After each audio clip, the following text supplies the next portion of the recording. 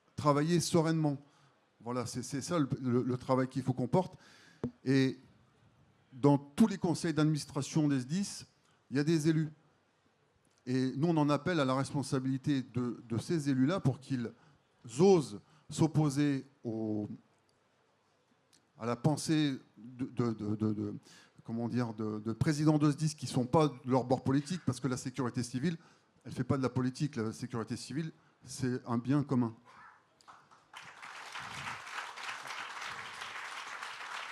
Les sapeurs-pompiers, aujourd'hui, en moyenne, c'est 100 € par an et par habitant. Vous payez le double pour vos déchets. C'est ça la vérité. La sécurité civile française, c'est moins cher que Netflix. Il n'a rien contre les déchets, hein, je précise. Non, mais bien sûr.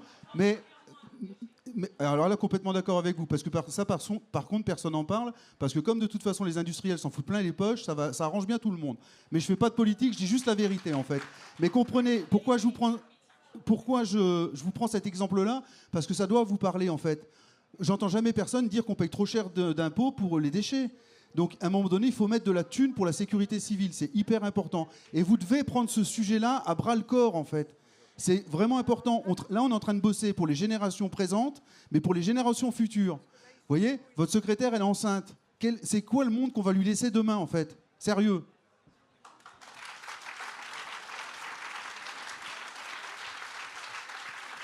Bon.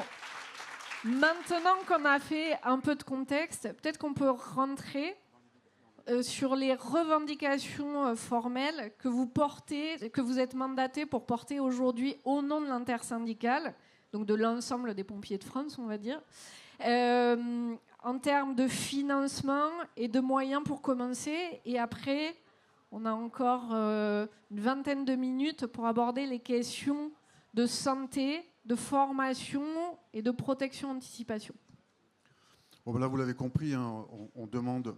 Nous, on n'est pas là pour demander à l'État comment est-ce qu'il doit financer les SDIS. On est là pour dire, il y a un problème de financement dans les SDIS, débrouillez-vous pour nous apporter ce qu'on demande. Ça, c'est le premier point. Le deuxième point, c'est de recruter des sapeurs-pompiers. Voilà, parce qu'à un moment donné, la population française augmente.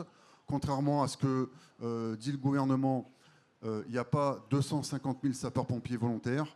Ils sont à peine 155 000. Ça, c'est le deuxième point. Et le troisième point, on leur demande de nous donner les moyens de nous protéger, de protéger notre santé. Je rappelle que l'âge moyen de décès d'un sapeur-pompier professionnel, ça reste 71 ans. Ça fait pas lourd. Je peux en parler à titre personnel dans mon centre de secours. Sur les 4 dernières années, il y en a 8 qui sont décédés. L'âge moyen de décès, 74 ans. Ça fait mal.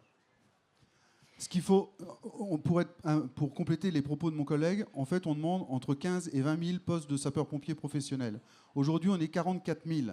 44 000, c'est rien du tout, en fait. Et on ne sort pas ça du chapeau de nulle part. En fait, c'est l'Inspection générale des services qui dit clairement qu'on doit augmenter les sapeurs-pompiers professionnels. Pourquoi? Mais vous allez vite le comprendre. Parce que les sapeurs-pompiers volontaires, la journée, qu'est-ce qu'ils font, à votre avis? Ils bossent. Donc vous pouvez faire ce que vous voulez, même des conventions d'employeurs, on n'en aura jamais assez pour remplir nos camions. Parce que nos interventions augmentent tout le temps. C'est une intervention toutes les 3 ou 5 secondes, je ne me rappelle plus bien. Mais comprenez que là, on est en train de parler pendant 1 heure. Regardez le nombre d'interventions qui vont partir en même moment. Donc on a besoin de professionnels, ça c'est une certitude. On a besoin de moyens pour acheter du matériel digne de ce nom. Mon collègue parlait de la cagoule. La cagoule de feu, j'aurais pu vous l'amener. Elle ne sert même pas pour vous protéger quand vous allez au ski. C'est de la merde. Vous la prenez pour la mettre au-dessus d'un barbecue. Je sais que vous ne faites pas de barbecue chez les écolos, mais apparemment.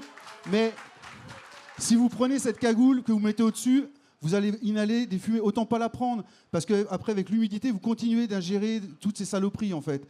Donc, il y a des cagoules qui existent. On n'est pas en train de vous dire que rien n'existe. Sauf que la réponse de l'État, c'est toujours la même chose. Il n'y a pas de thunes. Les départements, ils sont à l'os. La vérité, elle est là. On nous demande 12 milliards d'économies sur les départements et en même temps, on nous demande aux départements de financer encore plus les services d'incendie et de secours. Il y a quand même quelque chose qui ne marche plus dans ce système. Hein. Et deux choses pour que vous compreniez les chiffres, la bataille de chiffres sur les sapeurs-pompiers volontaires, parce que nous, on sait pourquoi, mais l'idée, c'est que vous compreniez pourquoi. C'est pas parce qu'on est inscrit comme sapeur-pompier volontaire que pour autant on est actif. C'est même plus compliqué que ça, en fait. C'est que moi, je suis sapeur-pompier volontaire, en fait. Pourquoi ? Parce que si je veux partir au feu de forêt, je ne peux pas partir sous mon statut professionnel. Si je pars sous mon statut professionnel, au 15 octobre, je suis en vacances. Parce qu'en fait, le professionnel, il sert à toute l'année avoir un minimum. Vous voyez ? Donc en fait, on prend, c'est ce qu'expliquait Madame la députée tout à l'heure, on prend des contrats à droite, à gauche pour pouvoir faire ça. Mais quand le gouvernement dit qu'il y a 200 000 pompiers volontaires, c'est faux. Il y a 200 000 pompiers volontaires et 44 000 pompiers professionnels qui sont également pompiers volontaires. Vous voyez ? Et je vais juste rajouter une dernière chose. On se bat pour les pompiers en général, pas pour les pros, pas pour les volontaires, pour les sapeurs-pompiers. Quand on demande des moyens, c'est pour les pompiers. Quand on demande la santé, c'est les pompiers.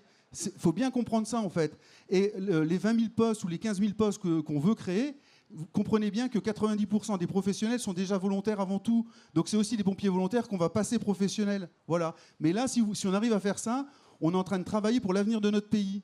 Et c'est vraiment important que vous compreniez ça. Je vais le rabâcher peut-être souvent, mais la sécurité civile, elle est à vous. Comprenez-le, bon Dieu.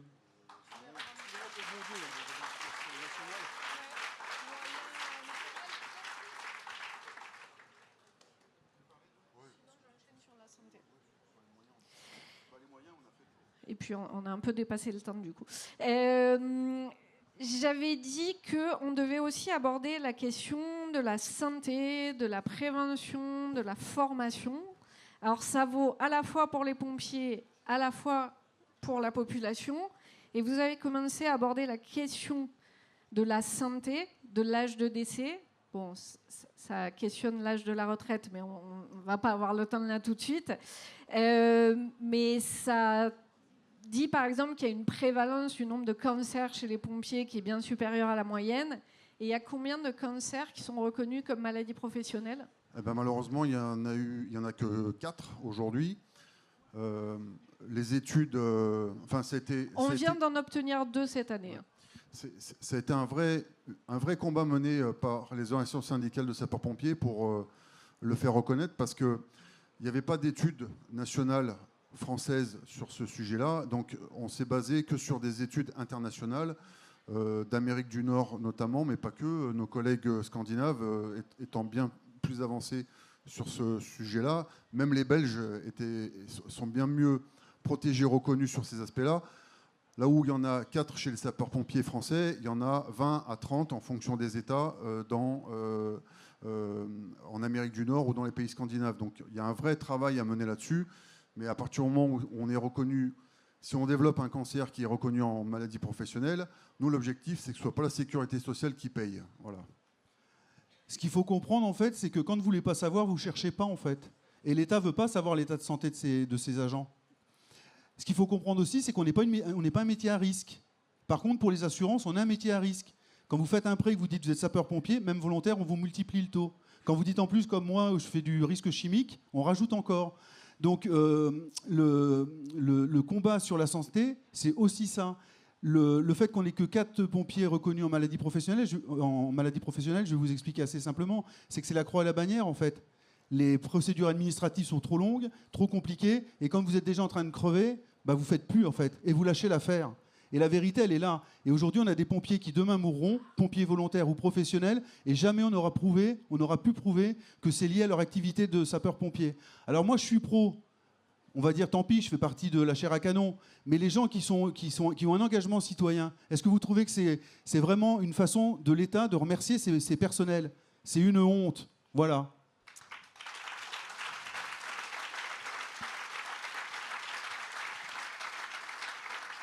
Et je vois là-bas au fond ma collègue Marie Pochon qui justement avait travaillé à revendiquer le fait que les pompiers n'aient plus à avoir des surcoûts quand ils veulent acheter une maison, un bien, etc. et qu'on compense parce qu'on essaye de penser à vous depuis fort longtemps. Donc voilà. Mais même quand on nous met des tenues de protection, vous connaissez les polluants éternels, j'imagine.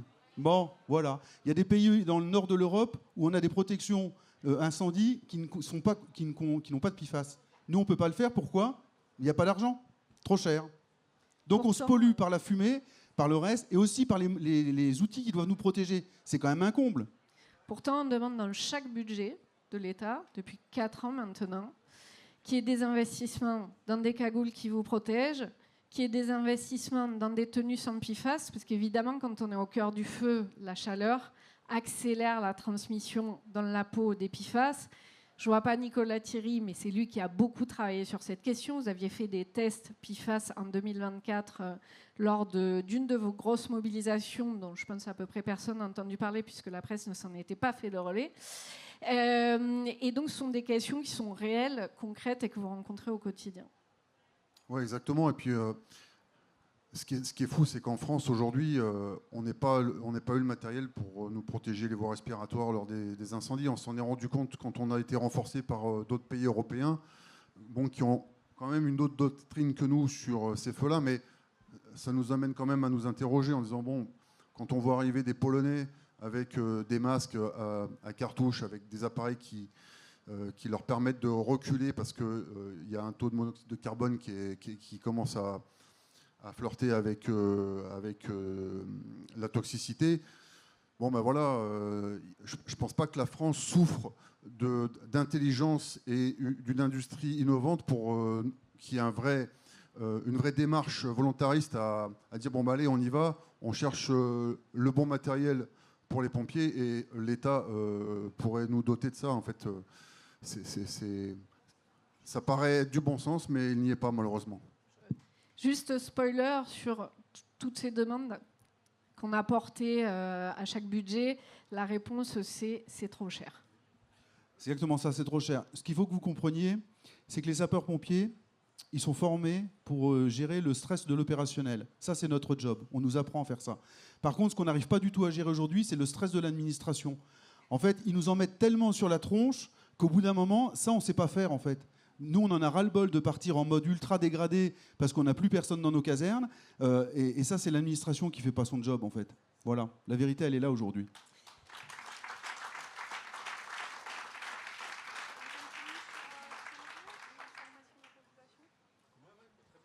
Vous avez abordé la question de la formation aux gestes de premier secours, mais aussi aux réactions en cas de catastrophe de la population. Moi, j'ai souvenir qu'en 2017, Emmanuel Macron avait promis que 80% de la population serait formée aux gestes de premier secours à la fin de son mandat.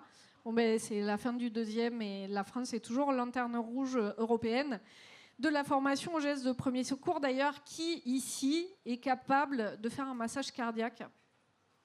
Oh, vous êtes beaucoup. Bravo.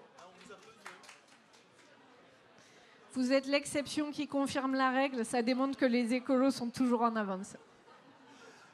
Ce qu'il faut comprendre, c'est que sur cette culture du risque, on n'est pas bon. Vous prenez un pays comme le Japon, est très bon. Les Japonais savent très bien ce qu'il faut faire en cas de séisme ou en cas de crise, en cas de catastrophe naturelle. Nous, excusez-moi Madame la députée, mais si vous commencez à sortir toutes les promesses du président Macron en disant la journée ne va pas suffire, hein, je vous le dis tout de suite. Hein. Ça ne va pas être possible en fait. Hein. Vous voyez ? Et c'est aussi pour ça qu'aujourd'hui, les promesses, ça ne nous intéresse pas, on veut du concret en fait.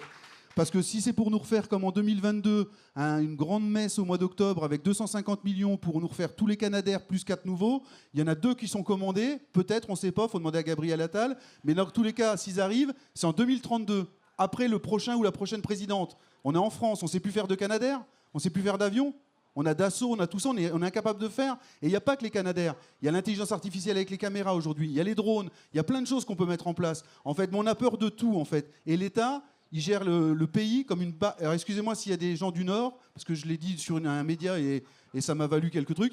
Il gère le pays comme une baraque à frites, au jour le jour. C'est pas un État qu'on a. Elles sont très bien gérées, les baraques à frites. Mieux que l'État. Plus sérieusement, j'ai entendu des « oh » sur les drones. Les drones, ils ont une vraie utilité sur le risque incendie, parce qu'ils permettent, dans des zones qui sont difficiles d'accès, de détecter grâce à des caméras thermiques où est-ce qu'il y a un souci, sans envoyer des personnes partout et donc sans perdre du temps précieux sur l'intervention. La question, ce n'est pas l'outil, la question, c'est comment est-ce qu'on l'utilise. Oui, c'est ça. Nous, on n'est pas frileux à utiliser les nouvelles technologies parce que concrètement, il y en a qui nous servent et les drones en font partie. Hein. Je veux dire, quand on s'en sert pour des reconnaissances sur des feux, pour voir qu'est-ce qui brûle, jusqu'où ça va, comment est-ce qu'on peut mettre une meilleure tactique en place. Non, c'est important pour nous. Donc pour nous, là-dessus, il n'y a pas de débat. Hein. On est consommateur de De technologie, mais parce que ça nous aide. Hein. On ne fait pas de gaieté de cœur, évidemment, mais là, il y a un vrai gain pour le secours, en fait. Et de toute façon, pourquoi est-ce qu'on est pour? Parce qu'on est sur le terrain. Parce qu'on voit bien les technologies qui avancent. Le problème, ce n'est pas la base, en fait. Hein.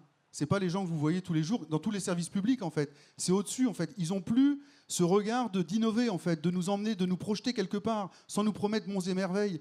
Et aujourd'hui, l'intelligence artificielle, on est tous en train de s'en servir pour faire des superbes affiches qui sont des fois pas si super que ça.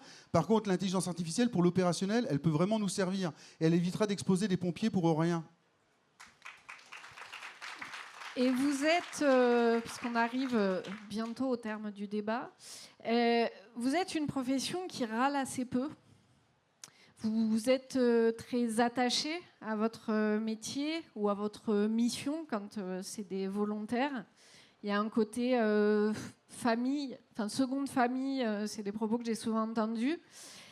Et j'ai l'impression que le gouvernement s'appuie beaucoup sur le fait que vous ne râlez que quand vous avez dépassé le point de rupture. Ce gouvernement, comme les précédents, hein, encore une fois, j'insiste sur le fait qu'il n'y a pas qu'un responsable, mais aujourd'hui, il y a des gens qui sont au pouvoir et qui ont, qui ont le choix. Ou continuer à mentir. Là, on a à peine effleuré le sujet. Hein, on est vraiment désolé, mais 1 heure, c'est beaucoup trop court pour entrer dans la complexité des choses. Donc, on a un gouvernement qui a 2 choix. Ou acter le fait qu'ils héritent d'une situation qui est très difficile, mais que là, on est au point de non-retour avec le dérèglement climatique, le réchauffement, les catastrophes, la multiplication, les coûts qui augmentent. On n'a même pas parlé des coûts en termes d'énergie, de carburant, etc., liés aux interventions ou au maintien du matériel en conditions d'intervention. Donc ils peuvent soit dire ça et agir, c'est-à-dire vous écoutez l'intersyndicale, essayer d'avancer. Il y a un Beauvau de la sécurité civile qui a occupé l'année 2024, qui a donné ses conclusions. Spoiler, c'est tout ce qui doit être fait depuis 20 ans à peu près, mais qui n'a toujours pas été transformé en loi.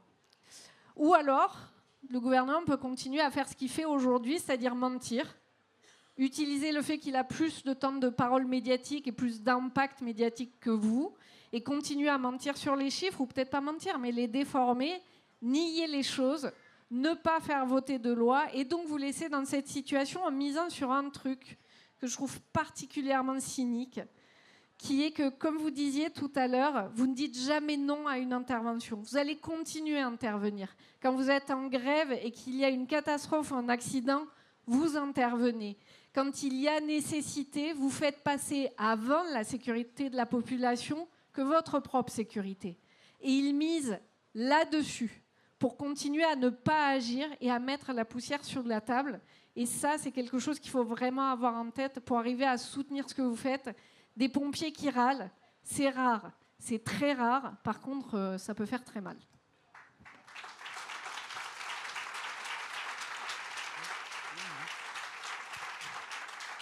Et oui, évidemment, nous, notre altruisme, c'est l'altruisme qui nous dicte. Et on ne refusera jamais d'aller porter secours à quelqu'un, heureusement d'ailleurs. Mais nous, c'est notre travail de syndicaliste à faire passer ce message-là auprès de la population, quand on le peut. C'est une vraie bagarre qu'on mène auprès de nos élus dans nos départements, parce qu'on connaît la difficulté financière des départements. Et quand on leur demande d'augmenter les budgets, on ne le fait jamais gaieté de cœur. Ce n'est pas un caprice de notre part, ça tout le monde l'aura compris. Mais vraiment, on insiste sur le fait que là, on n'y arrivera plus. C'est une certitude. Nous, là, on comprend qu'il y a une fenêtre de tir. Si on la rate, on va le payer très, très rapidement. De toute façon, le prochain été, si c'est le même que 2026, je ne vous fais pas de... c'est sûr qu'on sera de nouveau dans la même galère qu'on l'a vécu aujourd'hui, parce qu'il n'y a pas de moyens dégagés. Donc, c'est vraiment dramatique. Ce qu'il faut... le gouvernement, en fait, c'est assez facile pour lui. Il joue sur un point, c'est que, qu'on soit pompier volontaire ou professionnel, en tout cas acteur de la sécurité civile, on a ça en nous, en fait. Et quand je suis rentré en 94, les anciens m'ont dit « c'est ta deuxième maison ». Sur le coup, j'ai un peu tiqué. Et en fait, c'est bien ma deuxième maison parce qu'on passe tellement de temps chez les sapeurs-pompiers que... On passe des fois même plus de temps chez les sapeurs-pompiers que chez nous, en fait, pour vous dire la vérité. Et si c'est ma deuxième maison, si tu touches à ma maison, je te croque, en fait. Et là, aujourd'hui, on est en train de se faire défoncer depuis des années. Les services publics, il y en a beaucoup qui sont tombés. Mais peut-être que celui-là, si les citoyens nous suivent, et je vous le dis, on ne parle pas de mon salaire, on ne parle pas de notre retraite, on ne parle pas du fait qu'on fait 600 heures gratuites tous les ans. On n'en parle même pas de ça. On vous parle de votre propre sécurité à vous, en fait. Et si vous ne prenez pas ce sujet-là à bras-le-corps, je vous le dis, ce n'est pas 250 000 pompiers en France, même si tout le monde était dans la rue, on ne changera pas le gouvernement ni le prochain. En fait, c'est à vous de prendre ça en main. Et vous avez beaucoup de choses à faire pour nous, en fait. Et on est souvent là pour vous, et tant mieux, parce qu'on aime ça. Mais aujourd'hui, c'est vous qui devez être là pour nous. Sinon, demain, on ne sera plus là.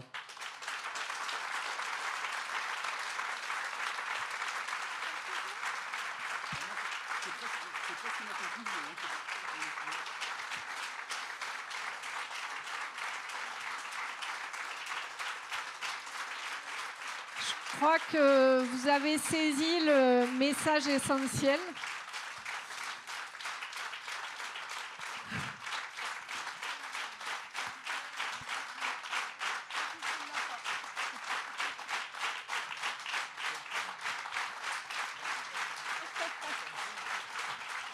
Je crois qu'ils sont plutôt d'accord dans la salle. Mais maintenant, il reste à se mettre au travail pour porter cette parole en tant qu'élu, en tant que citoyenne et citoyen, pour faire en sorte qu'il y ait une traduction. Parce qu'aujourd'hui, le gouvernement n'est pas prêt à agir. Il continue à trouver des solutions pour que les financements ne soient pas votés, pour que la loi nécessaire ne soit pas mise en débat. Si nous, on ne met pas la pression pour les soutenir, ça n'avancera jamais. Et c'est pour ça qu'on vous a fait venir aujourd'hui, même si on a à peine effleuré un quart des revendications qui sont les vôtres. On va devoir laisser la scène dans 1 minute 30 à peu près. Mais j'aimerais bien que vous puissiez nous donner chacun des deux un dernier mot de conclusion, quelque chose qu'on n'a pas eu le temps d'aborder ou qui vous tient à cœur avant qu'on se sépare.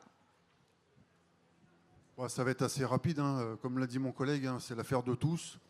Là, on fait le focus sur les sapeurs-pompiers, mais ayez bien en tête que c'est l'ensemble des services publics qui sont dans la souffrance.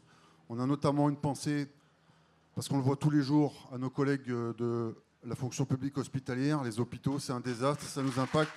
Et ça, vraiment, si on règle ce problème-là, on enlèvera une grosse épine du pied au secours français. Et voilà, donc ayez une pensée aussi pour les hospitaliers. On les a vus pendant le Covid et malheureusement, il n'y a pas grand-chose qui a changé. C'est terrible, on leur donne la parole pour les féliciter, ils arrivent encore à féliciter d'autres personnes. Moi, je vais être très simple. Hein. On sait que vous aimez les sapeurs-pompiers, ça, on n'a pas de problème avec ça. Maintenant, aidez-nous. Voilà, tout simplement. Du 26 au 29 septembre, il y a un mouvement de mobilisation historique des sapeurs-pompiers qui sera à Paris. Ils vont prendre la République. Pendant 4 jours, ils seront place de la République. Il y aura peut-être des événements locaux. Du 26 au 29, il va falloir mettre une pression d'enfer pour que leurs paroles soient entendues, pour qu'il n'y ait pas d'image de pompiers qui soit chargée par une police qui ne le fait pas de gaieté de cœur, mais parce qu'on lui a demandé.